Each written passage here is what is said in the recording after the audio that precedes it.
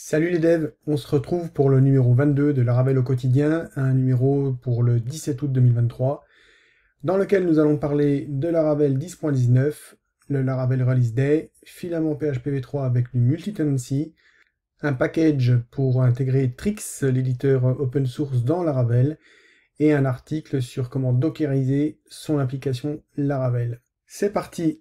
Alors je te rappelle, Laravel au quotidien, c'est une newsletter au format très court, différente de mon autre newsletter qui s'appelle Quoi de neuf les devs, qui elle est une newsletter pour toute la semaine et qui prend un peu toute l'actualité dev, un peu centrée sur du PHP, pour te la présenter en une fois le vendredi.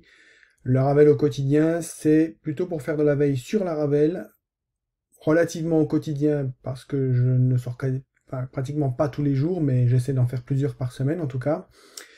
Et il existe une version anglaise pour le public anglophone qui s'appelle A Day with Laravel. Voilà. Donc comme toujours, n'hésite pas à t'abonner, ça m'aide vraiment beaucoup à faire croître la communauté. Je fais ça sur mon temps libre, donc c'est toujours un encouragement et une reconnaissance du travail qui est effectué. Alors à qui s'adresse cette newsletter? Plutôt à un public qui s'intéresse à Laravel, que vous débutiez, que vous soyez déjà dans le bain ou même que vous soyez expert, il y aura toujours des choses sans doute que vous allez trouver d'intéressantes, puisque j'essaie de récupérer un peu les informations qui gravitent autour de Laravel au quotidien, pour vous les ressortir dans cette newsletter.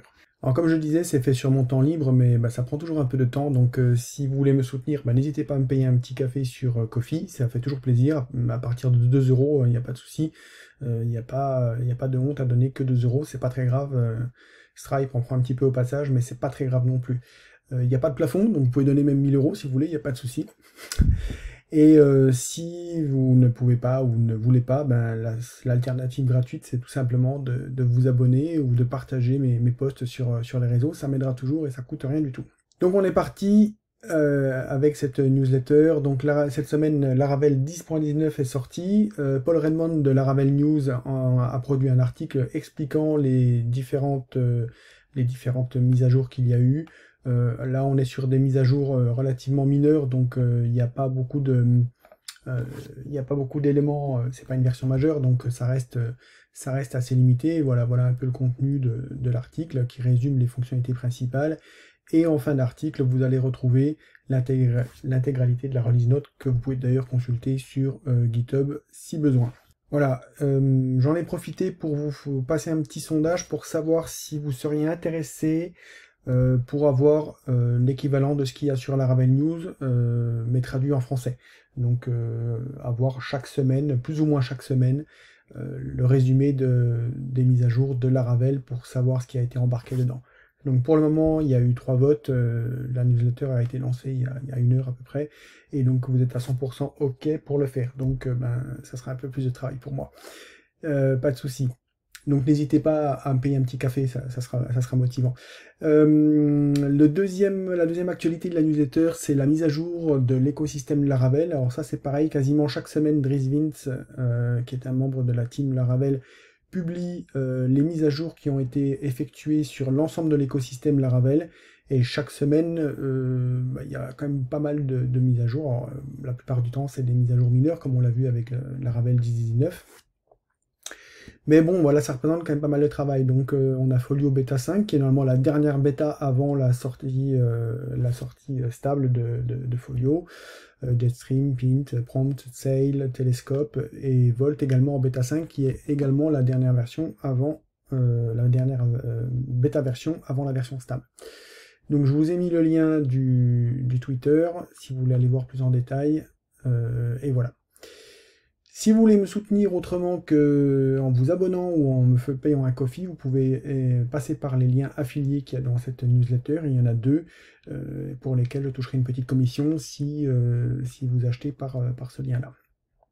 Et comme j'ai dit dans le précédent numéro, si ça ne vous intéresse pas de me soutenir, vous pouvez retrouver tout simplement ce livre ou le Smooth de Benjamin Crozat qui est un peu plus bas, en cherchant sur Google, et auquel cas je ne toucherai pas de com. Voilà, c'est pour la transparence que je vous dis tout ça.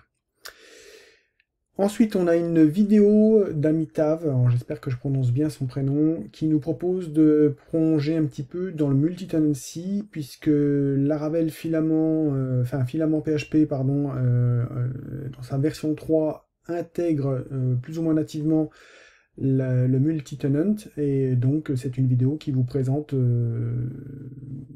comment mettre ça en place avec filament PHP.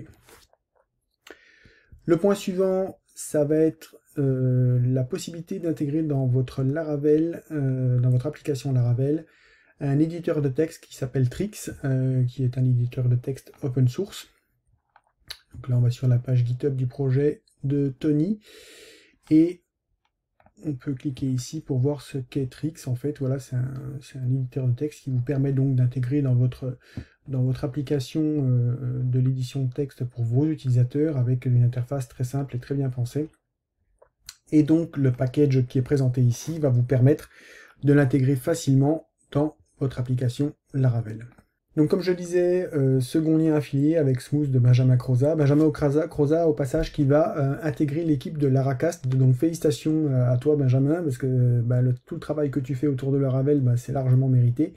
Et j'ai hâte de voir ce que ça va donner sur Laracast avec toi. Voilà, ça c'était le petit clin d'œil à Benjamin.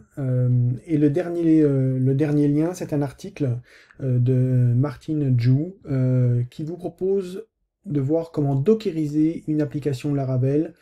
C'est un article vraiment complet pour mettre un peu les mains à la pâte sur la partie dockerisation. Et c'est très bien expliqué. Bon, évidemment, c'est en anglais, hein, donc soit vous êtes à l'aise, soit vous traduisez avec les outils que l'on a à disposition aujourd'hui. Mais voilà, ça vous permet d'y voir un peu plus clair, parce que c'est des sujets qui sont pas toujours évidents quand on est pur dev et qu'on n'a pas trop travaillé sur ces aspects-là. Donc voilà, être pris par la main par quelqu'un qui s'y connaît, c'est toujours agréable. Et donc là, c'est le cas. Vous avez un article, vous voyez, qui est loin d'être fini encore. On est à peine à la moitié, et qui vous permet de prendre tout ça en main tranquillement. Voilà, j'en ai terminé avec cette micro-vidéo sur Laravel au quotidien numéro 22. On est jeudi soir. Demain, c'est la sortie de Quoi de neuf les devs numéro 47. Et demain, je suis super content parce que je reçois Vincent Pontier dans la mini-interview. Et si vous ne savez pas qui c'est, Vincent Pontier, tout simplement, c'est le papa des éléphants PHP, les peluches ou le logo que l'on peut voir qui a été adopté par la communauté PHP. Donc voilà, vous verrez que il ne fait pas que ça, il n'est pas vraiment dev d'ailleurs, c'est un profil un peu différent des profils que l'on voit d'habitude, mais vous verrez, c'est une interview super intéressante et toujours très inspirante. Voilà, je vous le dis encore une fois, n'hésitez pas à vous abonner, n'hésitez pas à laisser un petit commentaire ici, vous pouvez laisser un commentaire pour dire ce que vous pensez de la newsletter, s'il y a des liens que vous voulez voir être intégrés, si vous avez des choses à dire sur Laravel, n'hésitez pas, je suis à l'écoute, je suis vraiment disponible. Vous pouvez aussi tout simplement liker cette newsletter ici, vous pouvez la partager avec les boutons share, etc. Enfin voilà, essayons de faire vivre un petit peu ça, ça demande pas mal de travail malgré tout. Moi je vous le propose gratuitement, c'est comme ça, parce que j'aime beaucoup partager.